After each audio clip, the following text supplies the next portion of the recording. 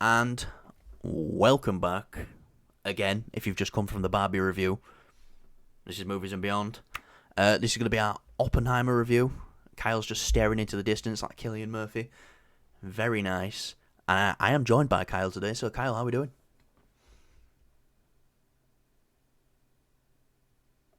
Kyle's doing fine. He's not drinking today. We've stopped that. Have we? Have we stopped that? No. No. Oh, that's alright. Why have you got tomato sauce in your... Sandwich. Alright. Well, so yeah, this is going to be our full review of Oppenheimer. I'm not going to say spoilers because it's history. So, let's just jump into it. I have seen it twice now. Kyle went back to see Barbie. I went back to see Oppenheimer. The reason I went back to see it is because I didn't think I fell asleep in it, but Kyle said I did fall asleep the first time I went to go see it. Yeah. It was a long day, but just to make sure I didn't miss out. Didn't seem like I missed much anyway when I went back. But I'm just going to say this now, right at the beginning of the review, but contradict myself at the same time. This is possibly the best film of the year, but it's not my favourite. If that makes sense to you. No, I No? don't get that. No, I don't get that. From a technical standpoint, Oppenheimer is the best film of the year. Writing, directing. Yeah, every... but if it's your own personal opinion, so it's your personal favorite movie. My personal favourite film of the year is Yeah. Guardians 3. Yeah. But I'm not dumb. I know Oppenheimer's a better film.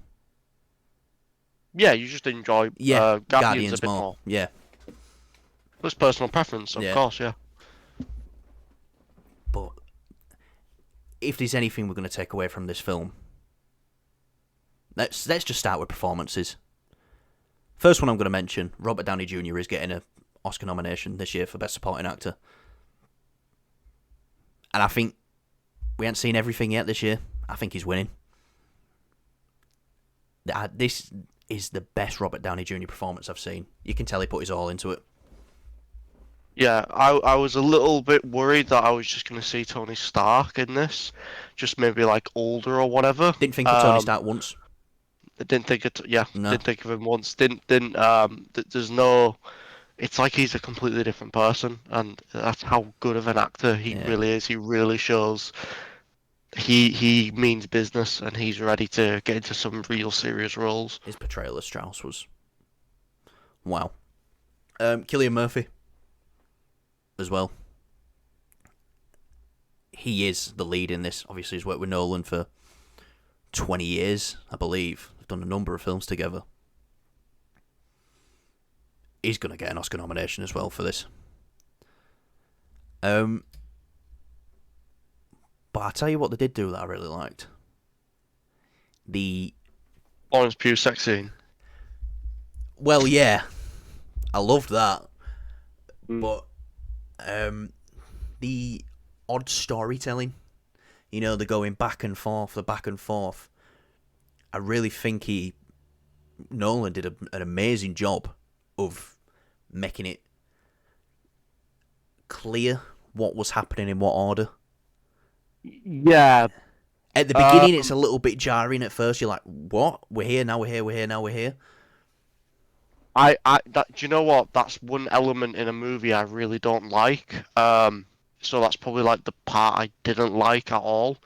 I get, some people get it. Obviously, I understood it.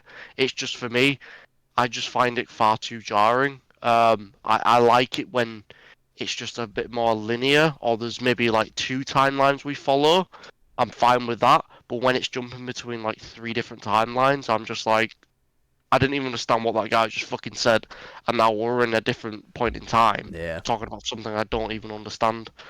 Um, obviously, like I said, I did understand the way when they move back and forth, they make that very clear. It's just what they're talking about is very deep. Um, for a film that's got basically just talking, just a lot of talking. It, yeah, Um, but exciting, it's very very fast paced. It is very it is still exciting, exciting. and fast paced. Yeah, Surprisingly I, fast paced for a 3 hour film. I'll say this. I know this was shot for an IMAX, but this just feels like a film I need to sit in my own space. So And like, take it in. and take it in. Do you know what I Yeah, mean? you Like go do the with IMAX the first time for the for bomb. the visuals of it, Yeah, yeah. and then But yeah, like it's like The Irishman. Obviously, that's a very, very, very, very, very long film.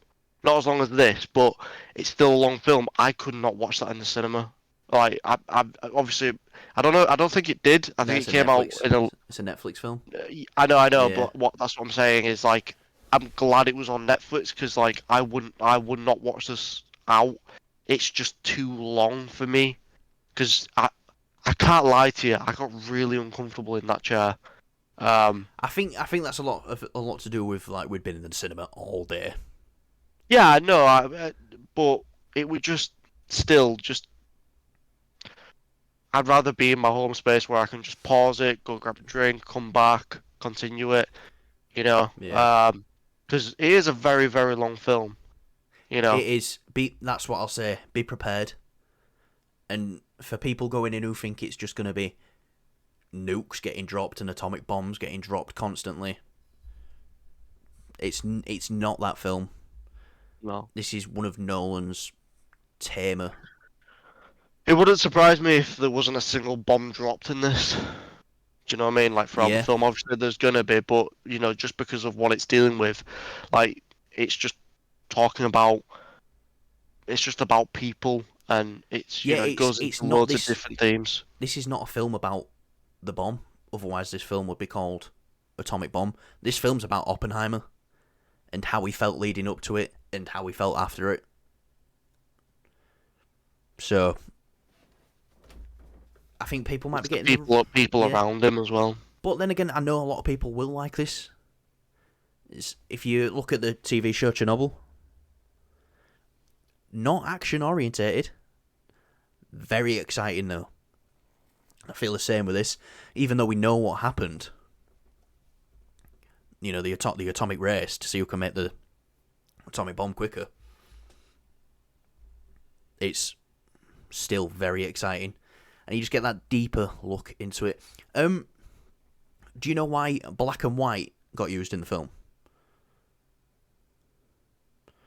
I've no idea. So at first I thought, is black and white like just showing like a different timeline? No, so Nolan actually with IMAX developed special black and white IMAX cameras to shoot these scenes, and the black and white stuff is stuff that factually happened, irrefutably happened. Mm. So I thought that was interesting, and it's based off the book. Is it American Prometheus? Because that's what opens the film, innit? Is it Prometheus give fire to man, and then the gods cast him down or something like that? Yeah, I'm glad we got that quote as well. Because I've seen a clip online where it's the real Oppenheimer, I think, and he says he's just there looking into he's just doing Cillian Murphy's face.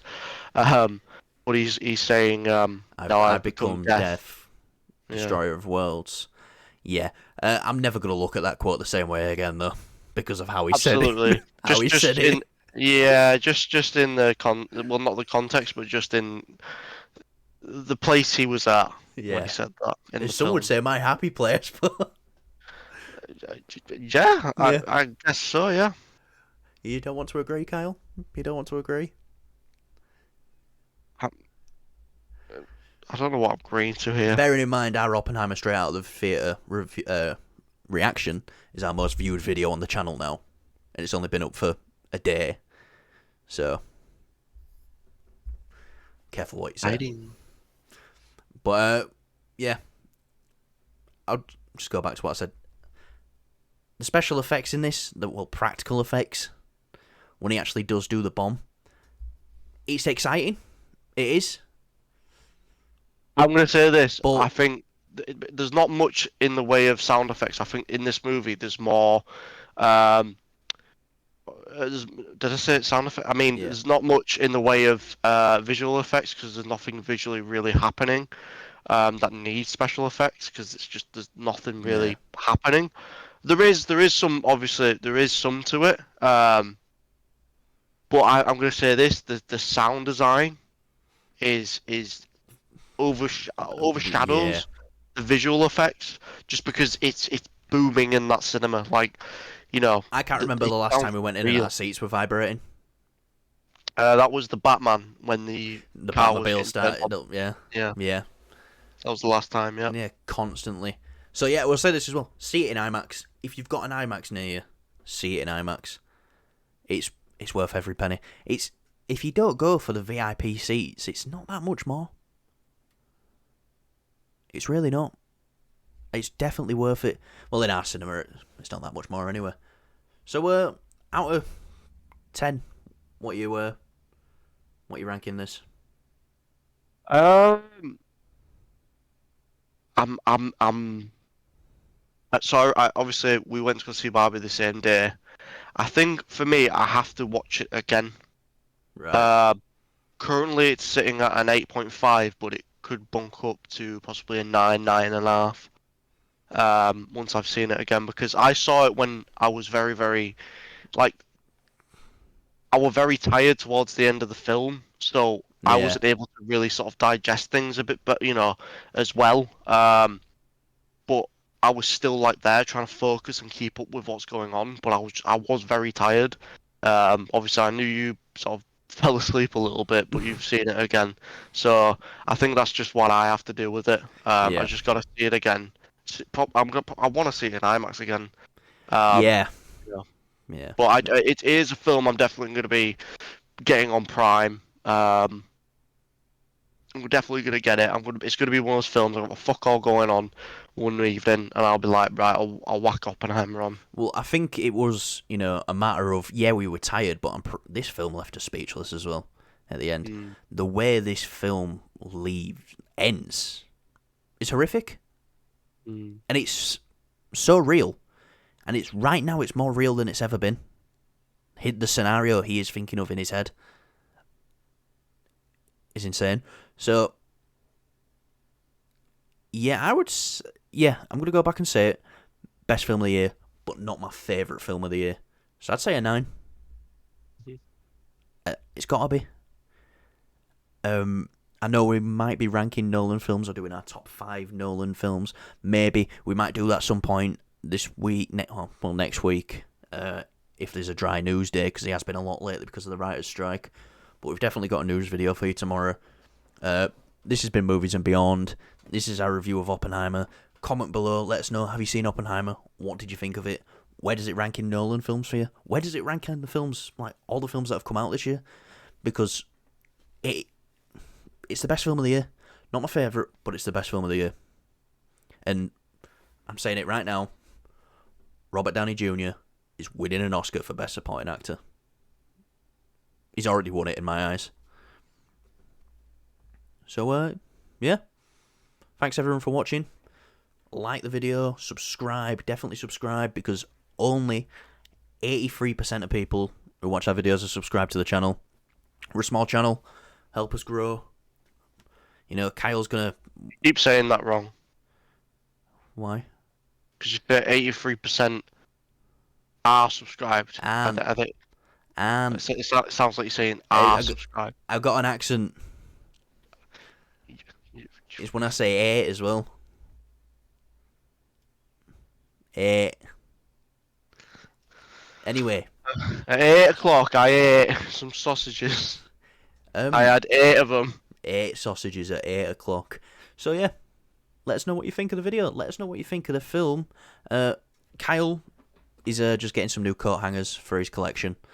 He was going to put a pink one up for the Barbie review, but he couldn't find one. So yeah, see you in the next video.